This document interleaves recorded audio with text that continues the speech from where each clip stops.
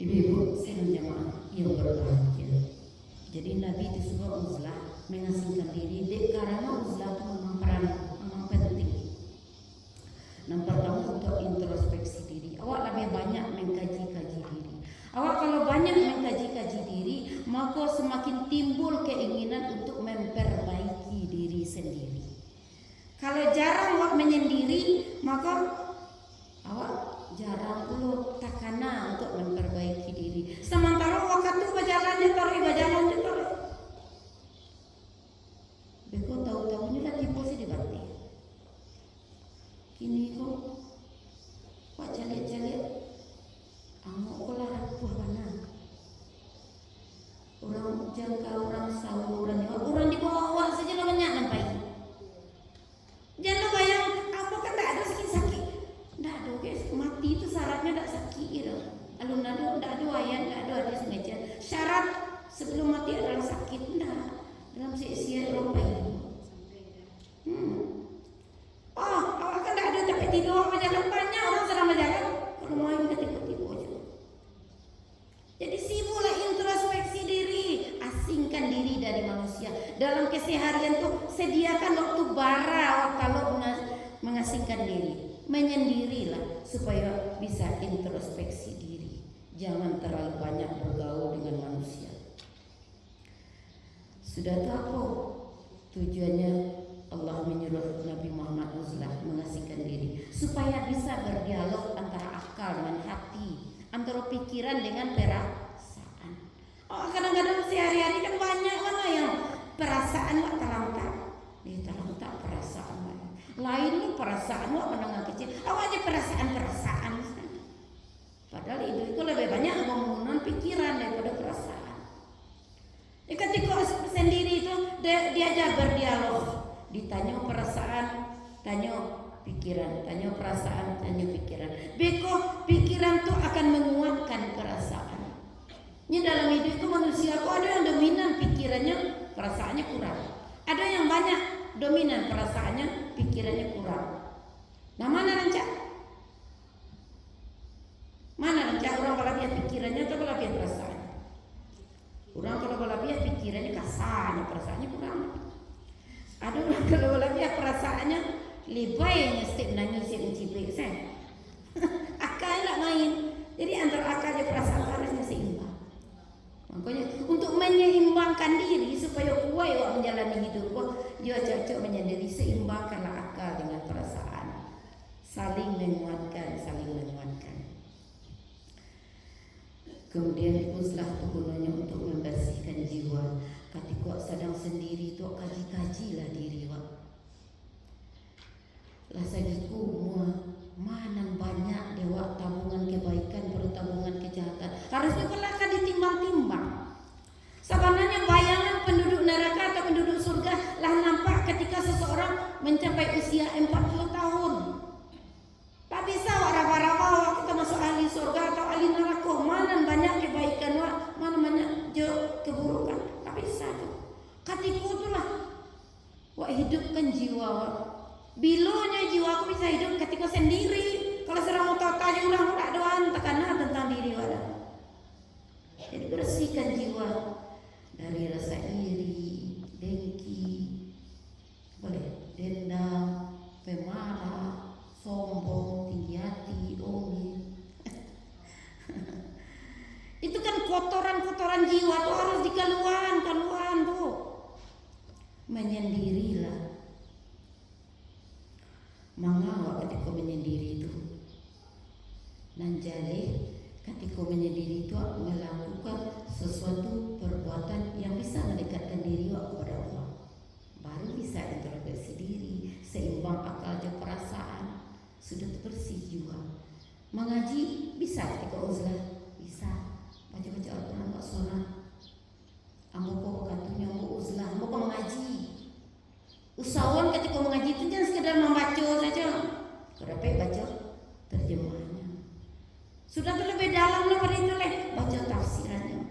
Boleh membaca Al-Quran, salah satu bentuk uzlah. Membaca buku-buku agama, rancak yuk. Pokoknya yang wak lakukan sesuatu yang mendekatkan diri wak kepada Allah. Tandanya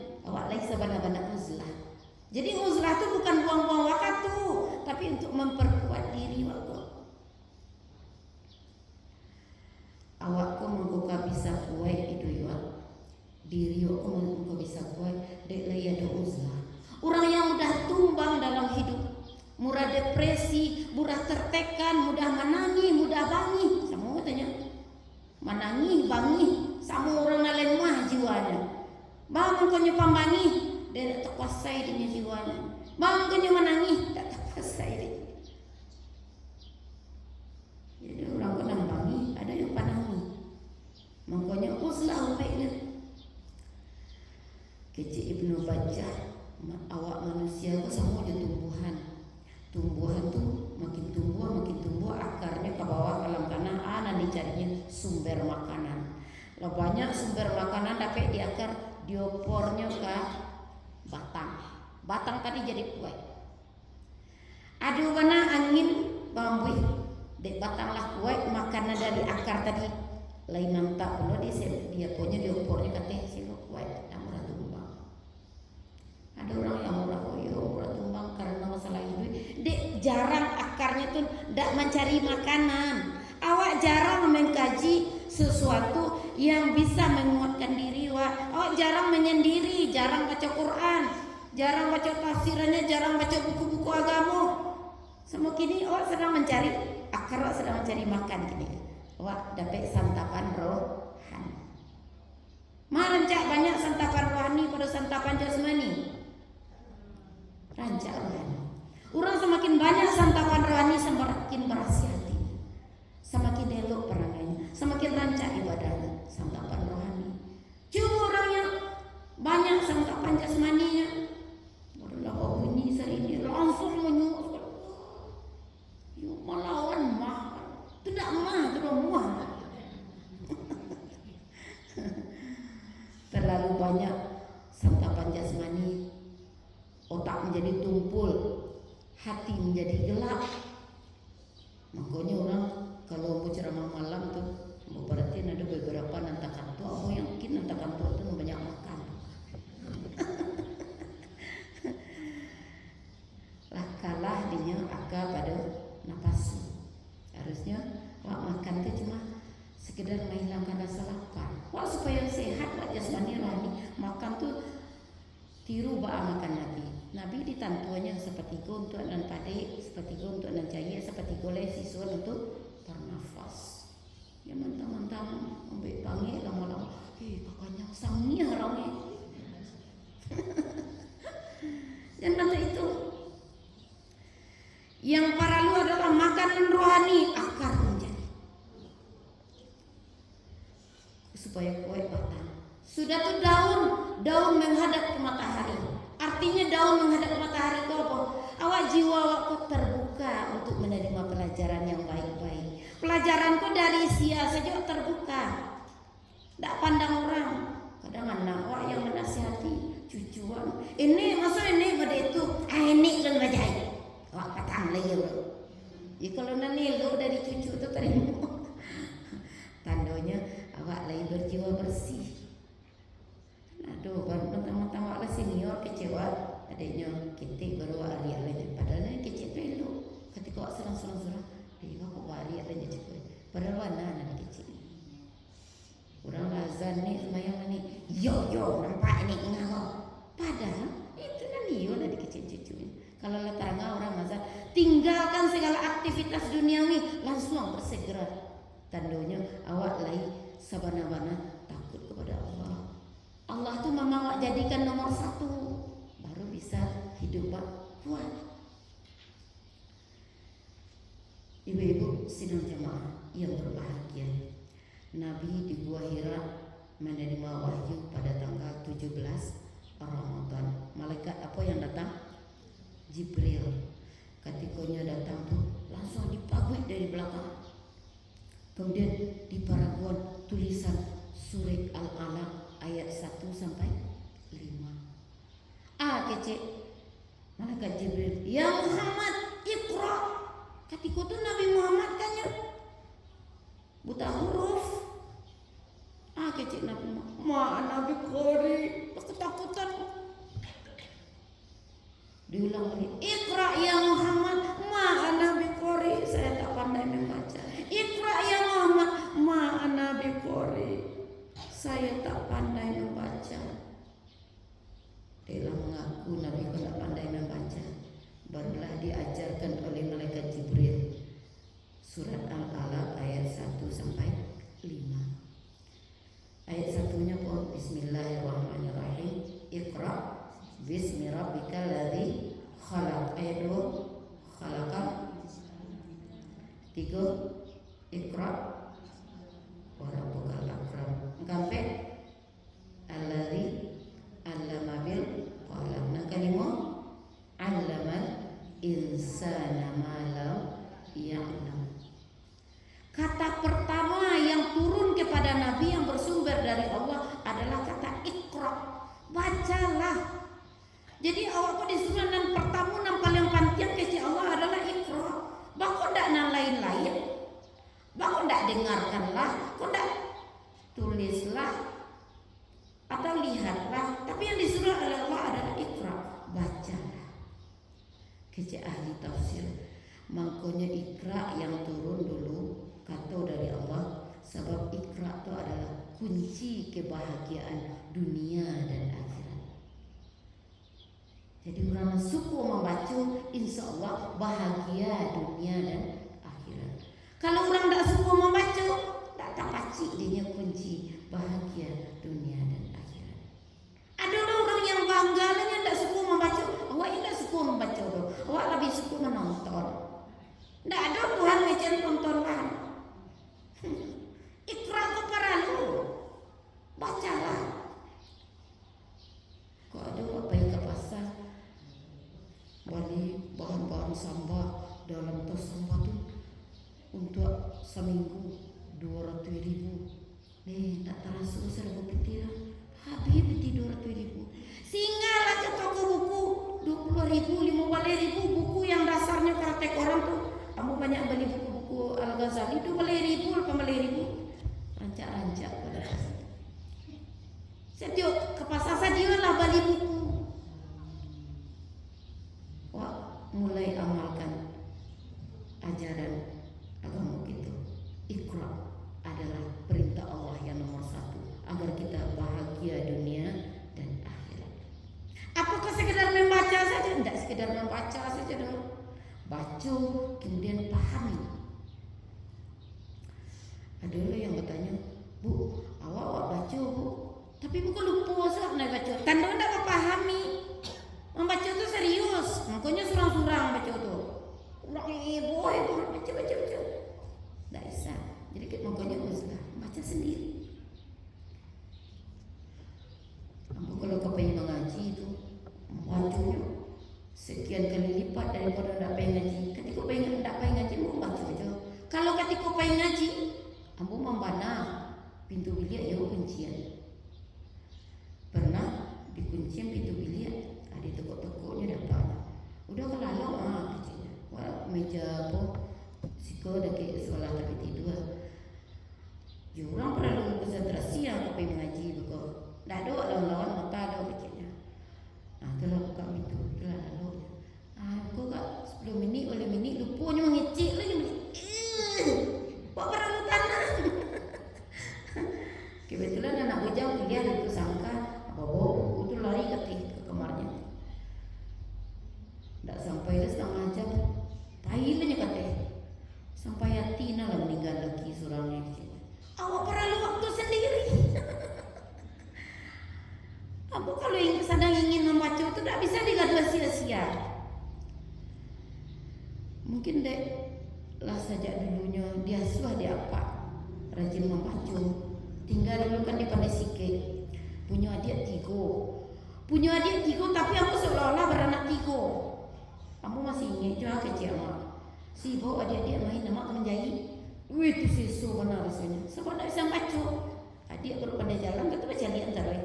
Jadi kalau sekali-sekali mak pulang ke Padang Jariah, kamu tinggal jumpa di Pandai Sikit aja. Alhamdulillah merdeka.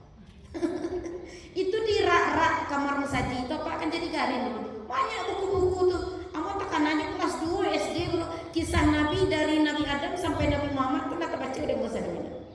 Jadilah tak biasa dengan untuk itu. Bekulah tiba amak balik. Nih, tak bisa lah dulu hari kan baca.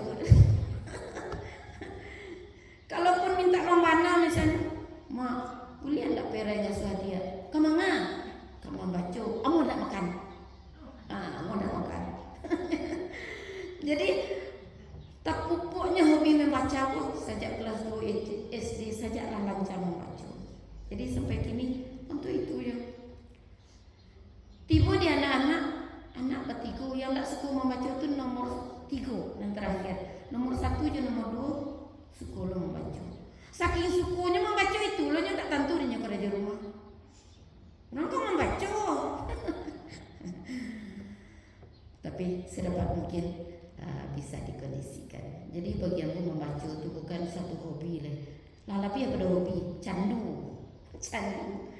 Sampai tersapu hidung anak yang ketik membaca lah. Tak tahu keseberuntung awak banyak membaca lah. Banyak awak tahu kalau banyak membaca.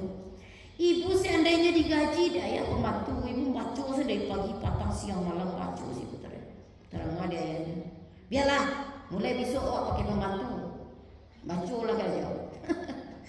Abang itu membaca kok lah terasa lama. Jadi membaca kok rasanya rasa dalam serugo. Itu. Dia kesempatan membaca itu. Nah, rasa-rasa labiah pada mendapat yang lain-lain yang sifatnya materi. Abang itu karena dia lah tak biasa dari dulu. Ini emak membaca. Baru menjalankan mulai sebenarnya membaca. Sehingga banyak tahu akhirnya terasa nikmat. Lain lo nikmatnya daripada makanan yang dimasuk ke siku, iya nikmat, tapi sudah tuh badan bare. Tapi kalau membaca nikmatnya sampai ke siku badan ringan, kepala enteng. Itu makanya Iqra, baca. Iqra tuh kalau kecil orang bahasa Arab tuh fi'il amar, kata perintah. Kecil orang usul fikih al aslu fil amri lil wujub. Asalnya kata perintah dalam Al-Quran itu menandakan itu wajib. Awak wajib membaca. Arti wajib kalau kerajaan berpahala, kalau tinggal dosa. Jadi awak wajib membaca. Aduh lihat micin, kamu tak guru siapa micin? Tak ada dalam Al-Quran. Bacalah bagi kamu yang guru. Enggak. Seadalahnya itu umum lafaznya. Bacalah. Tujuannya untuk diri awak supaya bisa menjalani hidup dengan tentram. Baca, pahami, dalami, kemudian amalkan. Itu yang diperintahkan oleh Allah. Niatkan ketika membaca betul-betul karena Allah, bukan karena sia-sia ingin membaca. Jangan lupa awali dengan basmalah. Bismillahirrahmanirrahim. Di rumah tuh kok dapat ada lah. Koleksi buku-buku. Di koleksi buku ketika ada waktu luang, bukan kata luang, diluangkan waktu. Kemudian lo membaca. Niatkan karena Allah. Kalau lo niatkan karena Allah, makin hari hubungan kepada Allah semakin dekat.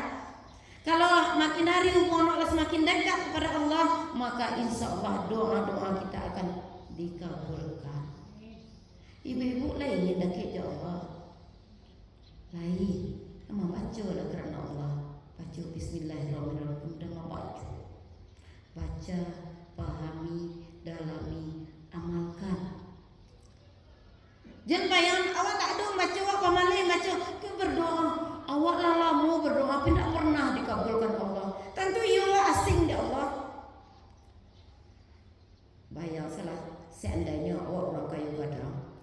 Sudah tuh di toko-toko orang pintu. Orang tuh datang minta bantuan, minta lampu bantuan, ambo kelaparan, ambo miskin. Kecewa orang punya. Siapa? Sekali orang pada. Wah dia orang tuh. Ndak. Coba orang yang acok-acok datang kepada awak. Dek, salam kita. Nak dona kini dah saya beli kue teh, beli tapur. Dia awak lah kenal dia bagian. Kalau orang tak kenal datang apa awak bagian? Nah. Kalau orang tak kenal menyalang magi asal sedekah selesai. Orang kaya, sementara yang dia teh zat yang maha kaya. Mintalah ke Allah sebanyak-banyaknya apa yang ingin awak minta, tapi caranya ada dekatkan diri dulu kepada Allah. Banyaklah membaca lah tiap hari itu luangkan waktu untuk membaca. Dan mau tahu tak sebab kepanjangan tapi hari dinya. Ibu-ibu sidang jemaah yang berbahagia, kecil jumhur ulama kata Iqra itu bukan hanya membaca yang tersurat, melainkan juga membaca yang tersurat. Jadi membaca tidak nanda tulis dulu, nanda tulis pun baca. Apa yang terjadi dalam hidup wak baca. Apa yang terjadi dalam kehidupan orang sekeliling wak baca. Dia bilang kumang. Akhirnya itu membaca. Membaca orang ni pandai ibu-ibu membaca orang. Kalau mota je orang tu, wak ingin mota je orang. Tapi kenyangnya kering je. Lanjut je mota. Masam sebenarnya diri. Membaca orang, membaca keadaan.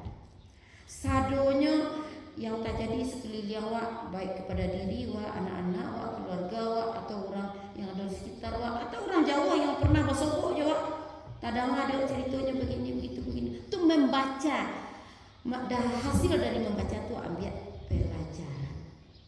Ya, jadi wak membaca yang tersurat dan tersirat untuk mengambil hikmah. Saripatinya yang diambil. Kalau ada terjadi sesuatu yang buruk sekeliling wak, jangan tu punya-punyahan, rayasnya ke diri wak, sudah tu ambil saripati. Pelajarannya apa dia wak? Pelajarannya yang diambil. Imam Al-Ghazali mengatakan orang yang banyak membaca fikirannya akan jernih. Fikirannya jernih. Kalau pikiran tu mana nalajannya, beko ditambah dengan ilmu, akhirnya ilmu tadi diserap. Ilmu itu terasa nikmat bagi fikirannya yang jernih. Cuma kalau fikiran tak jernih, lain nikmat, tak nikmat. Sama yo misian, wabe susu sekali. Kalau galih itu berasi, dibik susu diminum lama rasanya. Cuma bayangan galih tadi berciri ayam, bik susu sini minum, lain lama. Tidak. Orang yang pikirannya berasian, dia ilmu, wah nikmat. Tarasu ada pelajaran, tarasu ada ilmu. Coba kalau tidak, sama yang mau maja di sekolah, nama anak-anak yang janiah pikirannya tuh tanggapnya dengan pelajaran. Bu, tanya aja bu, tandanya tanggapnya. Nama ninda, nama nangkaruah pikirannya nak cek main Mobile Legend lah kecilnya. Nama nonton sinetron ini itu kan karuah pikirannya tuh. Nontonnya hari 8 seperampi baru nyelam galai-galai. Bagus mengalai tagaan badan mak. Terus tak parah pun. Kawan lain pasuruan, ndak wak surang pasuruan. Kalau biar mana. Kadang hari langari jam 9:30 nyengicen ditak panah aku. Orang nan lain terasa nikmat dinya ibu bagi pelajaran apa mungkin dah. Agar jauh di rumah. Biasanya anak-anak yang ada itu lari main HP, pikirannya kotor, tak menyerap pelajaran, sehingga tak terasa nikmat dengan pelajaran. Kecil Imam Al-Ghazali, bacalah buku-buku yang berisi ilmu yang mendekatkan diri kita kepada Allah. Sudah tu yang bisa memberi manfaat kepada manusia. Nabi mengatakan khairun nas anfa'uhum linnas. Sebaik-baik manusia adalah yang paling banyak bermanfaat untuk manusia lain. Intinya menyangkut yang sebaik-baik manusia itu adalah orang yang paling hebat, yang paling santia, yang paling kaya. Ndak, yang paling hebat tu, yang paling rancak tu kecil Nabi, yang paling banyak memberi manfaat.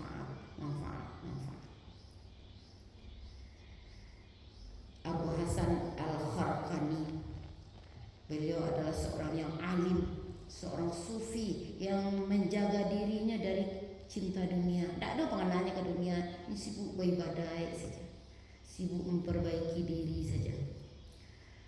Dek karena bisingnya kehidupan di sekitarnya, dia pindah ke sebuah desa terpencil, dia tagak di situ pondok. Sudah tu di sini fokus kegiatannya sehari-hari, makan seperlunya saja dan lebihnya beribadah. Yang lakukan sehari-hari itu yang bermanfaat saja. Suatu hari datang seorang musafir, orang berjalan jauh, datang mendekati pondoknya. Wahai Abu Hasan, ambo datang dari perjalanan yang jauh, ambo litak. Sudah tu ambo ingin istirahat, lai keberkenan engkau magi kamu. Masuklah kamu ke pondok. dihidangkanlah makanan oleh Abu Hasan tadi. Sesudah itu tuh dia pula sampai untuk beristirahat. Alaba malam lo musafir tadi semalam dia Abu Hasan. Besoknya pagi-pagi dikeluarnya pitinya. Disirah-sirah. Ku bayi yang mau makan kata sama aja pengen napan. Kecilnya. Tak usah bayar. Ndak, kamu tak ada mau bayaran. Bang kan tak ada mau bayaran. Kamu penganamu tak ada piti tu. Kamu tak butuh upah dari manusia, kamu butuh upah dari Allah. Kalau kamu terima upah dari manusia, kamu khawatir kamu tak dapat upah dari Allah, biarlah. Kamu tahu setiap manusia yang datang kepada kamu, yang mendekat dalam kehidupan kamu, itu adalah cerminan Allah yang datang. Saja yang datang dalam kehidupan aku, cerminan Allah yang datang. Sikap awak dalam menghadapi cerminan Allah itu yang dinilai. Awak bersikap baik atau bersikap tidak baik. Ketika awak bersikap baik, ketika itulah awak dinilai oleh Allah sebagai hamba yang mulia. Bahawa bisanya bersikap untuk itu. Nyedek banyak membaca. Banyak baca buku, banyak membaca tasawuf, banyak pula membaca tafsir. Ibu-ibu sidang jamaah yang berbahagia, Iqra. Apa artinya? Bacalah. Ada orang yang menafsirkan belajarlah. Ada yang menafsirkan berilmulah. Mana betul? Iya seketiganya. Awak disuruh membaca, awak disuruh beraja, awak disuruh berilmu. Taruh, tidak berhenti-henti. Ikut dan rutin kalau di masjid ceramahnya kan cuma bulan puasa. Ya, kalau hari sekali berapa? Sekali seminggu. Dan sekali seminggu itu saya nambah ilmu. Setiap hari nambah ilmu. Baca. Kemandangan ini nambah ilmu. Membaca di rumah itu je. Harus ada di rumah buku yang mendekatkan diri awak kepada Allah. Saya dengan buku itu. Tarik. Utlubul ilma minal mahdi ilal lahdi, kata Nabi. Tuntutlah ilmu dari ayunan sampai ke liang lahat. Yang dikecil. Untuk aja macam awak lagi. Awak lah jadi ini. Siapa yang berhenti baca kalau lah jadi ini? Kan yang baca oleh awak ilmu sawah para lu baca. Supaya awak semakin dekat dengan Allah.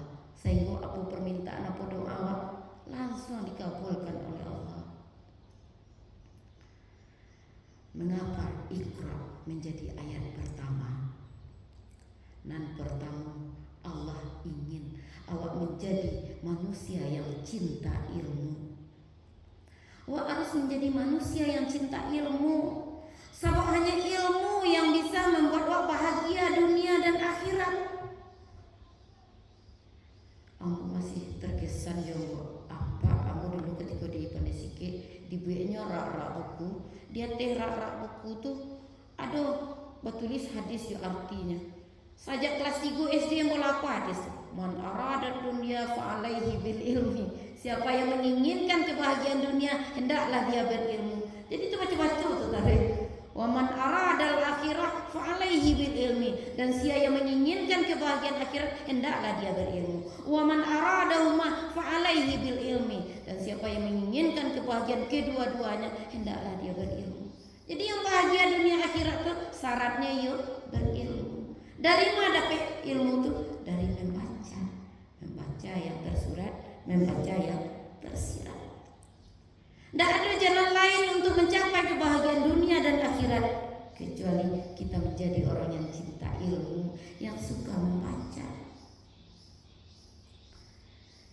Abu Yazid Al-Bistami, kecil beliau, orang yang suka membaca akan tahu dia mana yang kebaikan dengan keburukan. Beliau berceramah, kemudian setelah bubar ceramahnya, seorang anak mendekat kepadanya. Wahai Abu Yazid, izinkan saya bertanya. Kecil anak umur 10 tahun tadi. Ya nak, apa yang akan engkau tanyakan? Bagaimana caranya saya membedakan yang baik dengan yang buruk dalam hidup ini?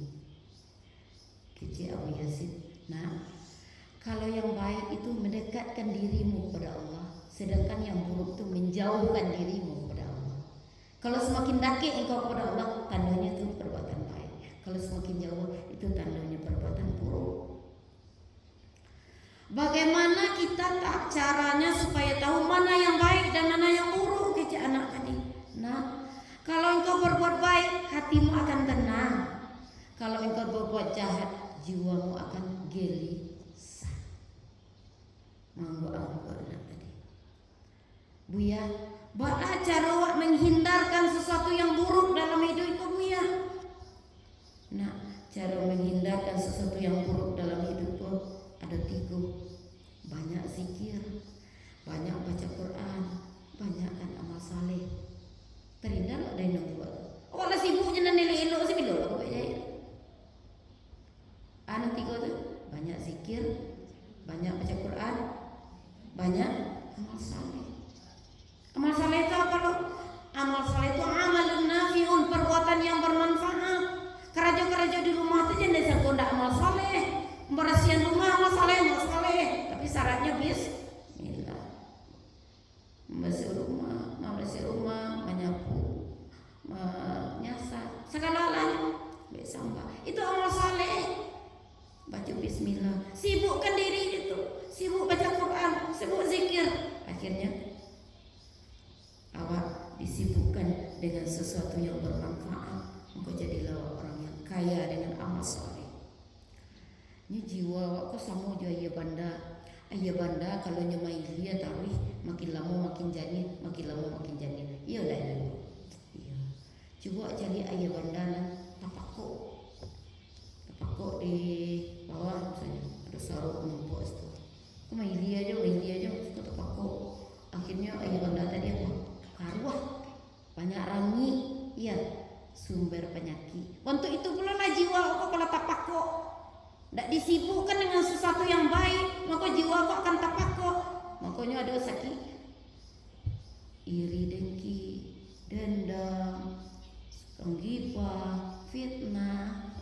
Nah buruk-buruk penungguannya itu ayahnya dek karuah, jiwa kau karuah, tidak disibukkan dengan zikir, tidak sibuk baca Quran. Sibuk aja kan beramal soleh. Jadi sibukkan diri jangan 3 kok saja. Insya Allah jiwa kau akan jadi berhasil. Semakin dekat dengan Allah. Kancang sinyal ke Allah. Di antara manusia ada yang kancang sinyalnya ke Allah, ada yang lelet. Bahkan ada yang tidak ada sinyal. Ada yang menghilang. Amulah lama berdoa. Tidak ada pernah dikabulkan. Tandanya sinyalnya lelet atau tidak ada sinyal. Di awal tu tidak membersihkan diri dari kekotoran jiwa. Ibu-ibu sidang jemaah yang berbahagia, ada seorang yang alim lagi soleh namanya Abu Sulaiman. Suatu ketikanya berjalan-jalan di suatu daerah yang sepi. Dari kejauhan nampak dia seorang perempuan tua yang mencangkul. Dicangkul, ikut orang kau padusi lah tu lah yang mencangkul. Kemana ini kau buat? Mendaki Abu Sulaiman ke padusi ke nenek tadi. Nek, kemana nek? Kamu gali semua aja. Bakok gali semua nek siku. Jauh mana aja kau ayat ke? Kamu gali semua siku. Cari pada ini tu lahu urayan. Kecik Abu Sulaiman. Bos siku cangkul tu nek biar betul dicangkul oleh Abu Sulaiman tadi. Ketika lah dalam mencangkul, ada nampak aja seketik. Nek ikulah sabian kita nak buang menolong. Nek bantu selaja doa dia. Doakan kepada Allah, ya Allah ya Tuhan, datangkanlah ia banyak. Kecil nenek tadi. Jadi ambo berdoa. Seketika tu juga beliau berdoa, ya Allah ya Tuhan, banyakkanlah ya semua tu ya Allah, segitu kalau usaha kaminya ya Allah, tolonglah banyakkan aja semua tadi. Dan sampai dalam hitungan 5 menit, ayah yang seketik tadi nanya. Akhirnya banyak aja semua tadi. Kecangang Abu Sulaiman.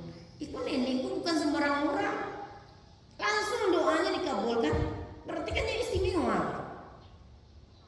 Ditanya oleh Abu Sulaiman, "Nek, kenapa engkau begitu yakin berdoa kepada Allah?" Ambo yakin berdoa kepada Allah sebab ambo selalu goyang rajin mendekatkan diri kepada Allah. Ambo selama wajahmu memang madok ke Allah, makanya ambo yakin doamu akan dikabulkan. Wajahmu kok seperti bunga yang menghadap ke matahari, yang selalu menerima hangatnya sinar matahari. Ambo selalu menghadap kepada Allah. Apa yang Allah titahkan untuk ambo sebagai seorang hamba, ambo kerajuan. Apa yang dilarang oleh Allah selama sebagai seorang hamba, ambo hentikan. Ambo yakin tak ada alasan Allah untuk tidak mengabulkan doa. Bentuk itu orang kalau ada keja Allah. Apa pada asalnya? Ini rajin membaca, ini rajin membersihkan jiwanya. Ibu-ibu sidang jemaah yang berbahagia, orang yang cinta ilmu, hatinya akan menjadi hati yang bersyukur. Syukurilah keadaan, terima dengan ikhlas, terima dengan sabar, terima dengan lapang dada. Apa adanya hidupku terima. Itu namanya bersyukur. Allah yang menjanjikan kalau bersyukur nikmat akan bertambah. Kalau anda bersyukur sesungguhnya azabku sangat pedih. Ambo ketika kelas 5 SD masih tengik je dia mau bertanya sama mak, aku kawan-kawan tu taruh dia mak ni lanjut Rp300 tu hari. Awak ingat? Kecik amak, you piti apa ni banyak. Piti apa awak aku ingat? Awak pensai? Itu saja. Dia mak, anca awak jadi anak orang tu lah daripada jadi anak mak. Nak ke mana lah? Belalang ada mak. Nak ke mana lah kok? Pailah. Kalau you betul. Tak diam saja. Kalau lah tak diam lagi jangan. Hidupku wah harus banyak bersyukur. Kalau banyak bersyukur, insya Allah nikmat bertambah. Tarimu saja apa yang dijatahkan oleh Allah, insya Allah nanti akan Allah agiah kemudahan. Biarlah wak nak belanja nanti hari kan mengalah kan tak mati wak. Tak mati. Mati indah pun mandaru para itu kan. Kamu masih ingat tu kau pulang sekolah awak dari pagi tu sudah makan bacacah 7 saudara sakit ketika kau main lah mendaru apalagi lah kau pulang lah panjang lah kawan belanjanya makan mali lontongnya itu kecil kawan ni aneh sesiga tak ada lanjut tak litak kecilnya kamu ngecek litak tu malih wak sama je menulis tidak padahal panjang dah udah lama. Kemudian pernah belajar tentang rukun iman, percaya kepada kadar baik dan kadar buruk. Bertanya ketika itu, mak berarti kawan-kawan dan belanja tu hari itu nya dapat kadar baik ya mak, awakku kadar buruk. Anggaplah yo kadar buruk, diurang tu kadar baik. Kadar baik dan kadar buruk tu datangnya berganti-ganti dalam hidup. Tak ada orang kadar baik, setara ada kadar buruk, setara tak ada. Jadi bisa lah suatu saat awak belanja tiap hari untuk orang tua. Bisa. Tapi sarannya, dia ambil masih SD, sarannya ketika itu sembahyang 5 waktu jangan tinggal. Ketika orang azan tu jangan main-main je. Itu capek petukannya. Kadar buruk menjadi kadar baik. Setelah ambo dewasa, rupanya makin banyak membaca. Ternyata kadar tu tak ada yang buruk, kadar tu baik sebenarnya. Cuma dek karena tak punya ilmu, dia alim banyak membaca oleh kecewa orang yang miskin tu kadar buruk, orang yang kaya tu kadar baik. Padahal tidak begitu adanya. Kadar baik adalah apabila kita bisa menerima takdir Allah tu membuat semakin taat kepada Allah. Itu yang takdir baik. Dia sangat takdir baik sebenarnya. Yang tidak baik itu hanyalah pandangan manusia. Dalam surat Al-Mujadalah ayat 11 Allah telah berfirman, Bismillahirrahmanirrahim. Yarfa'illahu alladhina amanu minkum walladhina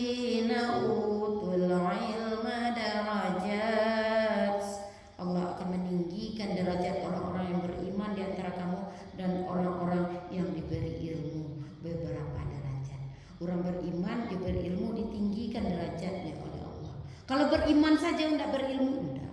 Orang berilmu saja tidak beriman, tidak ditinggikan derajatnya. Yang dua kok yang ditinggikan, sudahlah beriman, kemudian berilmu. Kecil Ibnu Katsir, itu ayatku mengajian ditinggikan tuh, maksudnya orang yang beriman dan berilmu dibuat mulia di mata manusia, dibuat mulia di mata Allah. Nah, itu artinya ya. Jadi keuntungan dari membaca tidak sepele, diangkatkan derajat di mata manusia, terangkat pula derajat di mata Allah. Kecil Buya Hamka, orang yang ditinggikan derajatnya karena beriman dan berilmu, dia akan mendapat kemuliaan, dipandang sebagai orang yang mulia, kemudian dia berpengaruh. Apa yang dikecil itu didengar. Kadang ada kecil aku tidak didengar. Wah ngecil orang yang jadi kadang-kadang orang ngecil karena ada orang sampai karena apa nih mengecil sih bunga tahan sih orang kecil, tidak berpengaruh orang kecil itu. Bisa jadi awak alileh membaca, betul-betul membaca, memahami, mendalami, mengamalkan, barunya membagi, baru dapat ilfa, diangkatkan derajat. Itu yang pertama, baru ayat Al-Quran Iqra yang pertama turunan pertama deh. Allah ingin awak cinta ilmu. Jadilah orang yang cinta ilmu, sebab ilmu yang menjadikan kita bahagia dunia dan akhirat. Ini sampai jam berapa?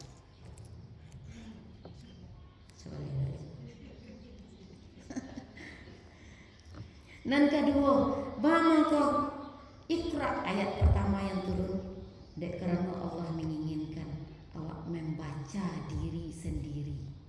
Awak lebih banyak mengkaji diri sendiri. Awak kau dari ma dan hendak ke ma, dari mana hendak ke mana. Awak berasal dari Allah, akan kembali kepada Allah. Kan itu artinya inna lillahi wa inna ilaihi raji'un. Sesungguhnya kami berasal dari Allah dan sesungguhnya kami akan kembali kepada Allah. Dek karena awaklah tahu asal dari Allah, kembali kepada Allah. Lain tahu awak tujuan awak, apa makna hidup awak. Tujuan awak itu hidup kata dunia aku bukan untuk main-main, bukan untuk pai-pai raun. Ibu suka pai raun. Bukan untuk pasanang-sanang, bukan untuk bagalak-galak, bukan untuk pemega-mega, malagak-lagak. Enggak. Tujuan kita ke atas dunia sudah Allah jelaskan dalam surat Az-Zariyat ayat 5-6. Bismillahirrahmanirrahim. Wa ma khalaqatul jinna wal insa, tidaklah aku ciptakan jin dan manusia illa liya'budun, kecuali hanya untuk menyembahku, untuk menjadi hamba Allah, bukan menjadi hamba harta, bukan menjadi hamba dunia, melainkan untuk menjadi hamba Allah. Dek tujuan untuk menjadi hamba Allah. Jadi mengawak kata dunia aku sibukkan diri je apa? Je beribadah. Ibadah itu bukan semata-mata ritual yang nak lakukan, puasa, salat, berzakat, sedekah, bukan semata itu. Tapi jo perbuatan-perbuatan lain yang bisa membuat kita semakin dekat kepada Allah. Itu tujuannya maka Iqra kejar Allah yang pertama. Allah ingin awak mengkaji diri awak. Awak kata dunia kau. Awak kata dunia kau tamu. Namanya awak tamu, jadilah tamu yang tahu diri. Tuan rumahnya Allah. Tak malu awak jadi tamu, tapi tamu yang tak sopan. Tamu yang tak sopan, sewenang-wenang saja melakukan maksiat, dosa, ngajalin tak boleh ada Allah. Awak lakukan je. Tamu tak tahu diri. Biko ketika lo meninggal awak disabui-sabui orang buruk awak. Baralah kamu awak tamu tak tahu diri. Awak kau dapat disuat lagi masuk orang awak kali yang lahat. Sadapat mungkin usahawan cari turang tentang awak. Tak ada aja ya. Cari turang tentang awak. Nak elok-elok saja. Jangan pasal hidup anak-anak buruk-buruk. Indah mana payah dan buruk tu pasti akan selalu ada minimal jumlah kebaikan awak di atas pada kejahatan awak. Jadi awak payah tu kecil ni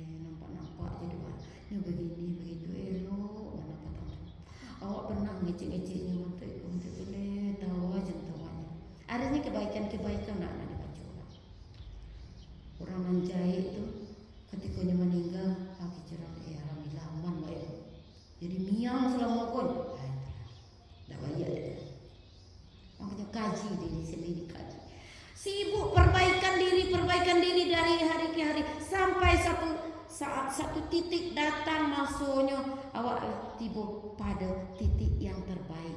Di hari terakhir tuh awak itulah hari terbaik awak ketika tuh. Dia awak sibuk memperbaiki diri, perbaiki diri. Jangan terlena aja dengan dunia, kesenangan dunia. Mau tahu tak berhuru-hara, bahura-hura, bagalak-galak, sehingga lupa perbaikan diri. Mangko turun Iqra. Dek karena Allah ingin awak membaca, memperbaiki diri sendiri. Dalam hidup Allah beri kesempatan berbuat apa saja sesuai kemauan. Tapi sadarilah, apapun yang awak buat itu nanti ada pertanggungjawaban. Anak awak buat dipertanggungjawabkan nanti. Memang beliau kemangga-kemangga. Kadang-kadang awak kan dinasihati orang, sekuati orang. Mengecek di mulut orang. Tangan mengecek bobek tangan orang kemana? Karena ada orang yang hatinya tertutup, tak mau dinasihati. Buatlah sesuatu sesuai keinginan, kemudian tanggungkan pula olehmu sebab akibatnya. Imam Al-Ghazali, beliau seorang ulama besar, sedunia orang kenal dia beliau menuntut ilmu dari belia. Umur di bawah 10 tahun barulah hafal Al-Quran 30 juz. Kemudian berguru sekolah sampai akhirnya menjadi ulama besar. Kemudian menulis buku terkenal sampai kini masih ada buku Al-Ghazali itu. Ampu paling favorit buku Al-Ghazali. Kalau ibu pergi ke pasar tuh cari buku karangan Al-Ghazali, itu menyentuh hati. Salah satunya judulnya Rahasia Ketajaman Mata Hati. Rasanya nyentuh kan batin. Itu Al-Ghazali itu terkenal dengan karya-karyanya. Sampai dengan hasil karyanya tadi beliau sudah kaya raya. Tapi semakin kaya kecil. Kok rasanya hidupku semakin hampa. Jadi ada orang kaya kok tak bahagia, hampa malah jiwanya. Apa yang membuat jiwaku hampa walaupun tak kaya? Awak jauh dari Allah. Cuma kalau dakik Allah, jiwaku tentram, pikiranku tenang. Semenjak itu Imam Al-Ghazali mengasingkan diri, tinggal dari keramaian, nyubuh pondok-pondok, kemudian tinggal di situ dalam keadaan zuhud, menjauhi kesenangan-kesenangan yang bersifatnya duniawi.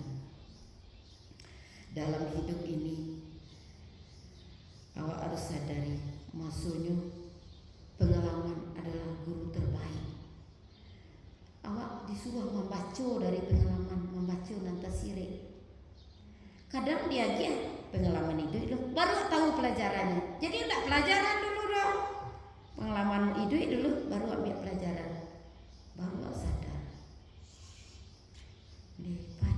Padia. Kecil. Ketika padia itu pengalaman. Kalau selesai masuk padia itu, rupanya. Aku pernah dulu ketika masih guru honor, namanya orang baru terjun ke dunia kerja. Hati gak sensitif lu, umur 22 tahun tamat kuliah langsung ke raja. Sudah tuh ada orang mengecek gak kari sih, maka aduan kamu mak kari orang tuh mengecek mak kasar padia rasanya. Biasa punya dia. Jadi padia itu penguaian diri wak. Sama juga berjalan di sebuah jalanan, dan jalanan itu batu-batu runcing-runcing. Awak pilih antara dua, kamu aspal jalan tuh atau terompa di petaba. Hati wak saja nak dibenahi atau orang nak diurus. Tentu tak mungkin. Wak kecil wak ngecek elok lah setiap wak. Karena itu singgung. Parah orang kata sabu yang diwak untuk itu diri wak saja. Oh orang tu kasar. Bisa jadi latar belakangnya memang waktu itu. Mungkin di latar keluarganya mungkin biasa ngecek kari-kari bahasa yang kasar waktu itu. Yang diri awak, yang penting awak tak mudah itu. Jadi jangan mudah terluka. Orang yang mudah terluka itu sebenarnya dia kurang membaca, kurang ilmu. Coba kalau awak banyak membaca, banyak ilmu, tak mudah terluka. Ambo sen, acuk je mudah terluka. Ambo kalau mudah terluka, ambo uzlah, kemudian ambo gores-gores, ambo buat puisi. Pernah tahun 2021 orang COVID tu lah. Aduh, ambo terluka ketika tu, terluka. Tuh, ambo tulis lah puisi. Lah panjang tulisan tu. Kemudian ada pengumuman dari Kabupaten Angkam,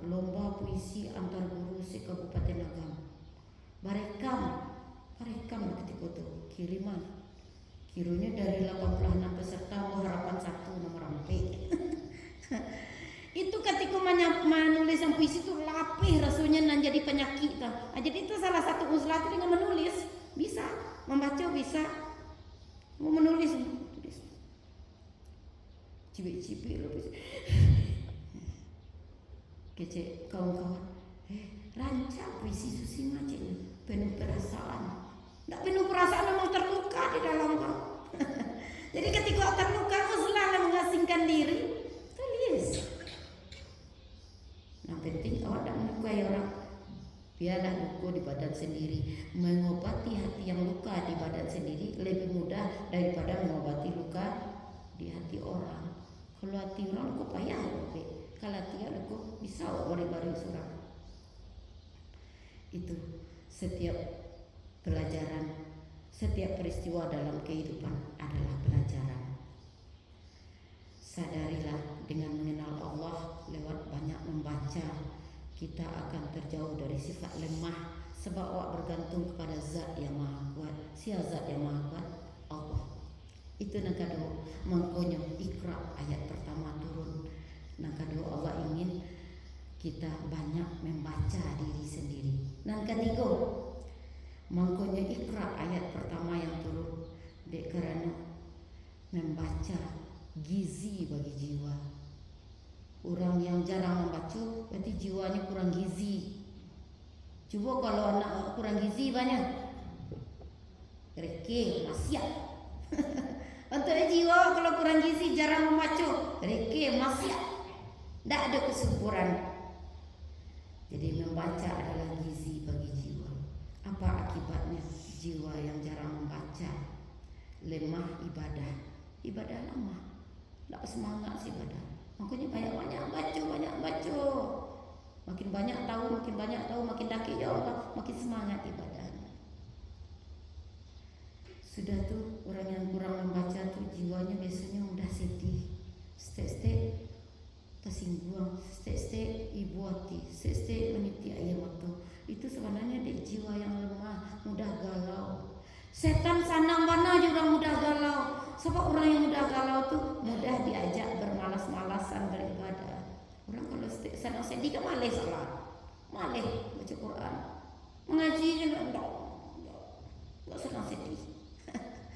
Jadi iblis sangat senang kepada orang yang mudah sedih. Bahawa kamu mudah sedih, awak jarang baca, awak jauh dari Allah. Kemudian orang yang kurang gizi itu jiwanya biasanya mudah dapat penyakit hati. Hatinya itu mana sakit, tak badannya sakit di dalam.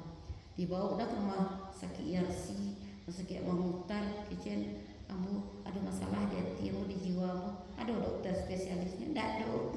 Awak lah yang mau seorang baca, dekatkan diri kepada Allah, sibukkan diri beramal saleh, zikir, baca Quran, berbuat baik. Apa saja penyakit hati itu? Dengki, sanang menjelek orang susah, susah jelek orang sanang. Orang dengki itu untuk kepitian. Ibu-ibu pernah menjelek orang wabi kepitian. Orang menangkap kepitian tuh dibawanya pulang, itu masuk ke dalam pancit, itu disiramnya jahit. Dan kepitian-kepitian itu sibuk menyelamatkan diri, manjik-manjik dia kata itu. Nama anak tibu kepitian tadi dia teh kawannya diri kaki kawannya ke bawah. Setiap orang naik, ajaib bawah. Jadi orang pendangki itu semuanya kepitian. Tukang eluang kawannya nak naik. Selesai naik orang geraja itu. Selesai itu kawannya wah. Padahal seandainya di pabian kawan tu naik, seandainya nak jahit di kepitian tu nah, tibunya dia teh tentu dijangkaunya tangannya ke bawah. Nah, pela-pela tolong tentu mantunya. Awak ndak dek dangki ke kan? Udah naik orang mesti jajah anjeli ulang tu. Saya dah coba. Jajah dangki le. Parah sifat dengki.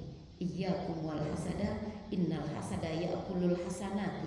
Jauhi olehmu sifat dengki, sesungguhnya dengki itu dapat memakan pahala kebaikan. Kama ta'kulun nar, atau seperti api memakan kayu yang kering. Kayu karyang dimakan di api, capek terlambat apinya. Capek. Amal ibadah yang awak lakukan lawat tumpuk-tumpuk kecil wak pahala ibadah wak. Dek wak penangki, aja bare api termakan selalah. Akhirnya habis. Itu makanya nanti ketika dia mau mizan ada orang-orang yang namanya golongan orang-orang muflisin, orang-orang yang bangkrut.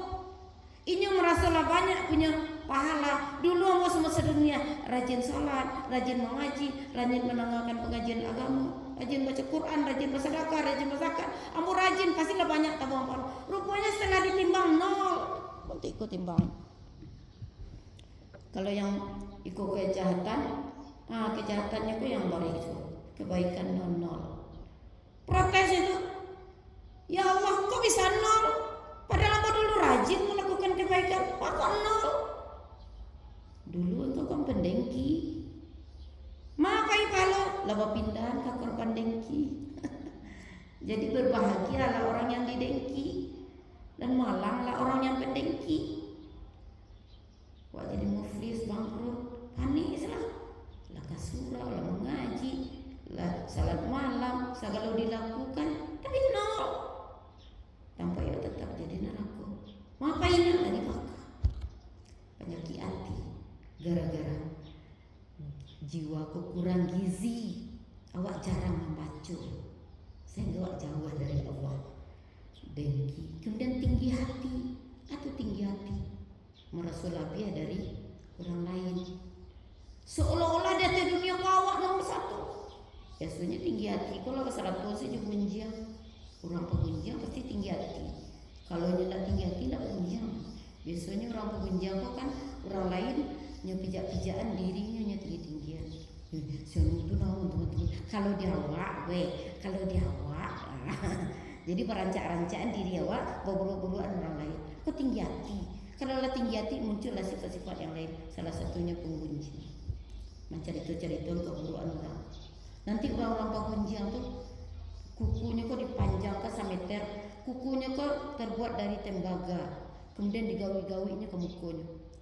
Sambil menggawi ke muka tuh anak dikecilnya. Tak tahu malu. Bentuk itulah keadaan orang pengunjang nanti di dalam neraka. Kok itu yang diucapkan? Sama orang pengunjang tuh sibuk mencari kekurangan orang lain, lupa dengan kekurangan diri sendiri. Makanya tak tahu malu. Kau sendiri banyak kekurangan. Itu akibatnya jiwa yang gersang, jiwa kurang gizi. Awak tak banyak ikrab, awak jarang membaca. Kemudian pemarah, penyakit hati je, sesek marah. Wak kalau dakik je orang pemarah kan, rasa dalam neraka, ya ndak dia. Kau dapat ndak sebut je orang pemarah. Hawanya hawa panas, angin negari dunia kalau bersebut je orang pemarah tu. Sebab apa? Marah tu dari setan. Ikut tentu saja marahnya yang lagi batas normal. Ada orang yang marahnya meledak-ledak. Itu marah setan itu. Apakah anda boleh marah? Boleh marah dalam batas yang wajar. Masih wajar-wajar aja loh. Kamu pernah melakukan praktek salat di sekolah dulu di Sungai Buah? Ada anak tuh ketika duduk antara dua sujud dipanjang di kaki itu. Kejamuk. Dipena kaki tuh, dipena. Mana bau unju-unju tuh? Kaki wah sakit bu kecilnya. Karena ya apa? Dirambahnya dia mau ketang pakai rentian tuang kecilnya. Serius gua, sangka kau bagarang. Serius gua kecilnya. Tuh ni pakai Hawaii. Tuh cari bu dekat teh jelah. Rupanya bati itu melintang. Kamu tanya mangga awak mau dirambah aja mau. Awak pulang mengaji 5:30 ibu. Tuh singgah ke rumah kawan dulu. Lah sudah lu azan maghrib baru tiba di rumah. Dirambah. Kok wangi? Marah setan.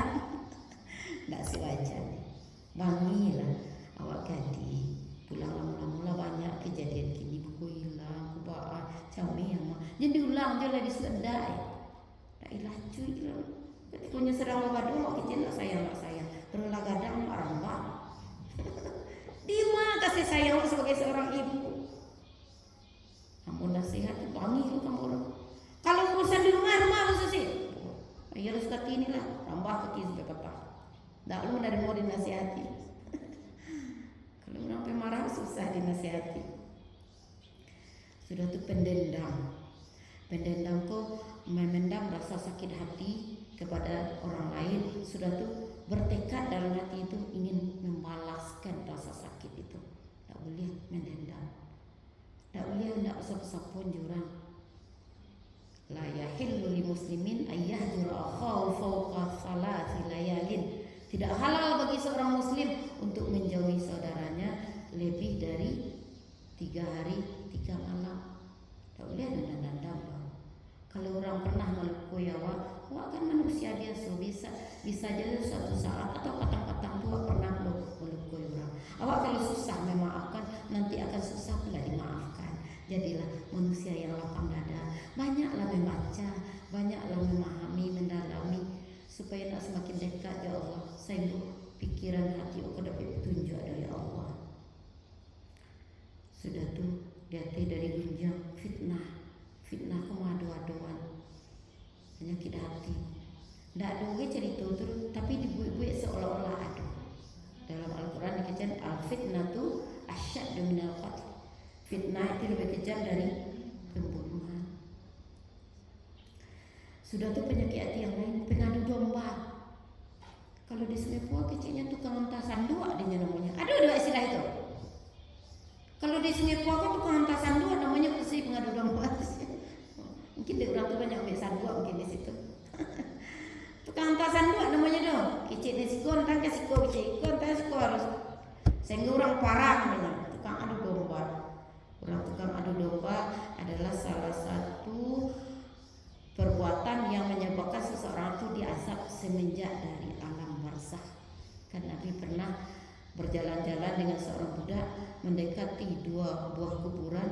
Rupanya dia petunjuk kepada Muhammad masuk 2 ahli kubur tadi dalam keadaan diazab, sehingga termenung Nabi. Bertanya sahabat tadi, ya Rasulullah, apa yang kau sedihkan? Iku orang yang dalam kubur nomor 2 dalam keadaan diazab. Apa dosanya ya Rasulullah? Nya dosa ringannya, tapi akibatnya parah. Apa dosanya? Dan pertama, nya hendak menjaga kesucian dirinya dari air pipis. Nya ketika cebok tak bersih, tak sempurna, sehingga tak bawa salat. Itu diazab dalam kubur. Sudah tu nak kedua, rajulun yamsi bin namimah. Orang ini berjalan di bumi suka mengadu domba mantan tak kecil. Jadi kena elok. Kecil kau kalau ada orang kecil kau sariang-sariang dah. Kalaupun kau diantar, kau orang tu antaran elok. Jadi antara buruk atau diantara apa ada ini kan dia tu, kan dia. Tak boleh terlalu jujur kalau bercakap orang Jawa mah terlalu jujur tu. Boleh berdusta untuk kebaikan. Ikut ni kecilnya buruk awan lupa jadi elok. Sikit awak kecil ke orang kau. Nya tak agak mana nya kau kecil. Sakan kau boleh. Kan elok kan jadi.